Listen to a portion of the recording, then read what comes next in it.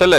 இப்போ ஒரு சில பேர் கார் ஓட்ட பழகும் போது பிகினரா இருக்கிற ஸ்டேஜ்ல பிரேக் பிடிக்கிறதுக்கு பதிலா ஆக்சிலேட்டர் ஓங்கி அழுத்திடுறாங்கனே, அதனால நிறைய பேர் ஆக்சிடென்ட்ஸ் ஃபேஸ் பண்றாங்கனே, அது எப்படி தடுக்கிறது? சூப்பர். இது புதுசா கார் ஓட்ட பழகுறவங்க இந்த தப்ப அதிகமா பண்றாங்க. இது எப்படி நம்ம அவாய்ட் பண்றது அப்படிங்கறத இப்ப பார்க்கலாம். பிவட் பாயிண்ட் அப்படின்னு நம்ம சொல்லுவோம். நம்ம கால்ல இருக்கிற அந்த குதிங்கால கீழ ஃப்ளோர்ல பிவட் பண்ணி, அதாவது ஃபிக்ஸ் பண்ணிட்டு தான் ஆக்சிலேட்டரையும் பிரேக்கையும் நம்ம மாத்தி நம்ம பிரஸ் பண்றோம். அப்ப எந்த இடத்துல அதை கரெக்டா நம்ம நிக்க வைக்கணும் அப்படின்னு கேட்டீங்கன்னா, பிரேக்குக்கு நேரா நீங்க பிவட் பண்ணணும். ஆக்சிலேட்டரை ரைட் சைடுல இப்படி திருப்பி தான் நீங்க ஆக்சிலேட்டரை அமுக்கணும். ஒரு சில பேர் என்ன தப்பு பண்ணுவாங்க அப்படின்னா, ஆக்சிலேட்டருக்கு நேரா பிவட் பண்ணுவாங்க.